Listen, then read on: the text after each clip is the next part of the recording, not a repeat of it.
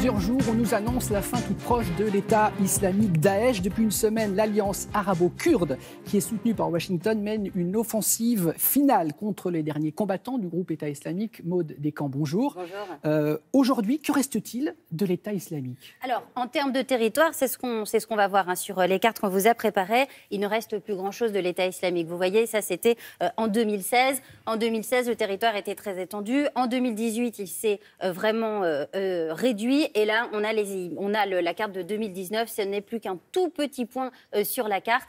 L'État islamique, en gros, est aujourd'hui acculé dans une toute petite poche qui ferait moins d'1 km². Ça, c'est ce qu'ont annoncé les combattants kurdes qui aujourd'hui donc sont face aux derniers combattants de l'État islamique. Il serait 500, peut-être 600 combattants à être encore sur le terrain. Et donc, eh bien, vous voyez, on est loin de la grande époque de l'État islamique. L'État islamique qui était à son apogée, donc on va dire en 2014-2015. Là, aujourd'hui, on est vraiment sur plus que quelques combattants sur le terrain. Donc, vous le disiez, l'État islamique a vu jour en 2014 et il s'est très rapidement développé en Syrie, en Irak, c'est ça? Oui, en Syrie et en Irak d'abord. En fait, ce qu'il faut savoir, c'est que l'État islamique, le califat a été proclamé en 2014, mais en fait, cette organisation, elle a vu le jour bien avant, en 2006. Elle a été créée sous l'impulsion d'Al-Qaïda. Et puis ensuite, eh bien, elle s'est développée au fil des années. Au départ, c'est une organisation donc, qui est d'abord en Irak. Ensuite, elle s'est étendue en Syrie.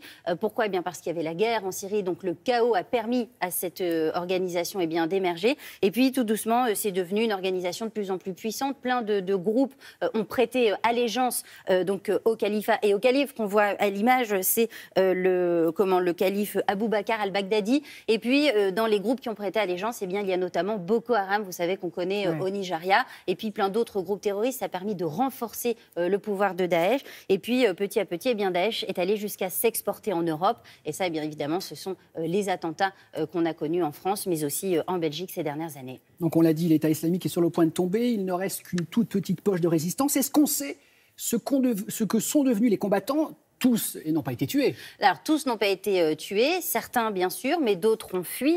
Difficile de savoir combien exactement, sûrement plusieurs centaines. Difficile aussi de les localiser. Et donc, la crainte aujourd'hui des experts, eh bien, c'est de se dire que s'il y a une défaite de l'État islamique sur le plan militaire, du point de vue idéologique, en revanche, eh bien, le groupe peut perdurer, le groupe peut continuer à faire de la propagande et certains estiment aussi que lorsque l'on est faible sur le territoire, eh bien, on va essayer de multiplier ce qu'eux appellent les opérations extérieures, c'est-à-dire les attentats. Et donc certains experts eh bien, craignent une recrudescence des attaques de la part de Daesh qui va redoubler d'efforts pour exister.